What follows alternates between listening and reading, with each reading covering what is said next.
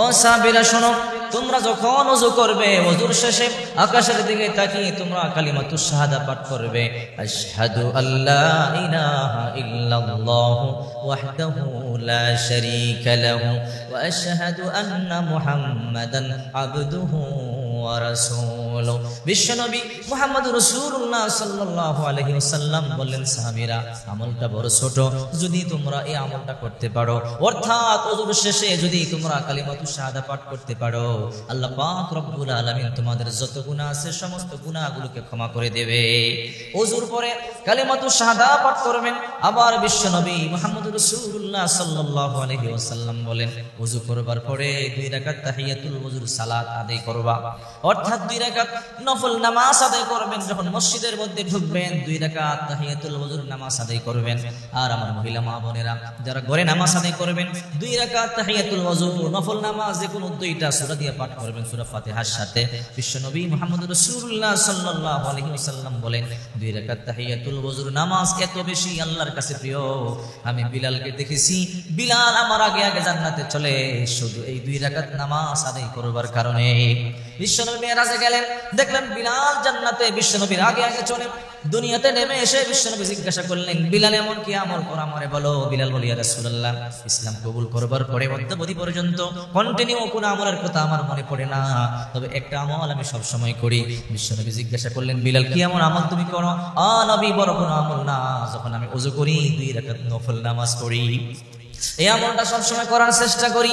বিশ্বনবী বললেন, বিলাল শোনো, এই যে তুমি ওযুর শেষে 2 রাকাত তাহিয়াতুল ওযুর নামাজ আদায় করো, নফল নামাজ, এই নামাজটার কারণে আল্লাহর দরবারে তোমার দাম এতটাই বেড়ে গেছে, আমি জান্নাতে চলতেছিলাম, আমি দেখি আমার আগে আগে তোমার কদম চলে। যদিও তুমি দুনিয়াতে, কিন্তু তোমার কদম জান্নাতে চলে।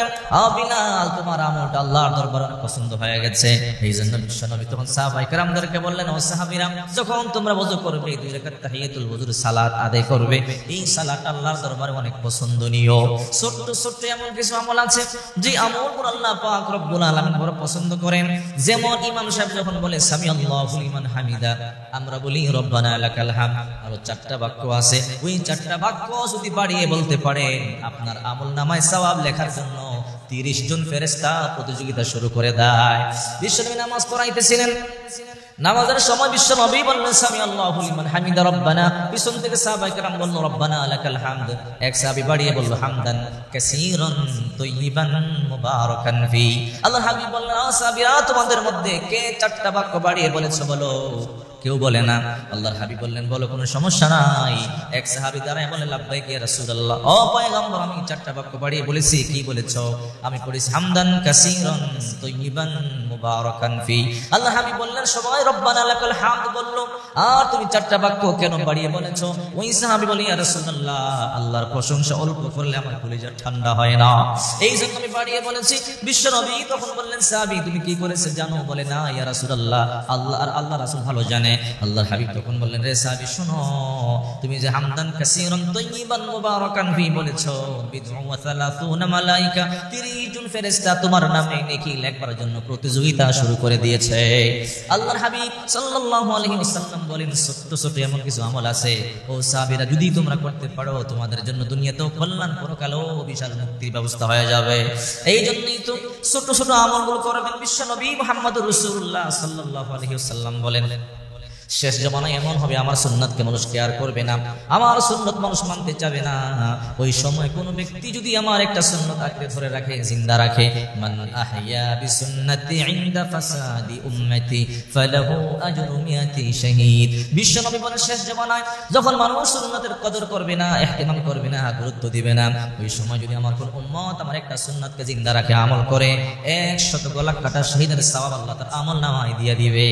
সুন্নতের আমল বেশি বেশি করবেন, মেসওয়াক করবেন।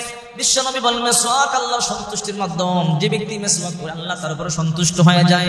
এই জন্য দেখা যায় অনেক মুসলমান মেসওয়াক নাই, শুধু ব্রাশ করে, গাছের ডালা দিয়ে মেসওয়াক করা সুন্নাত। বিশ্বনবী মেসওয়াক করেছেন, এক যুদ্ধে মেসওয়াকের কারণে আল্লাহ পাক রব্বুল আলামিন মুসলমানদেরকে বিজয় দান করেছেন। এই ছোট ছোট সুন্নাত যদি আপনি আমল করতে পারেন, সওয়াবের পাহাড় আল্লাহ পাক আপনার আমলনামায় দিয়ে দিবে, যদি আপনি করতে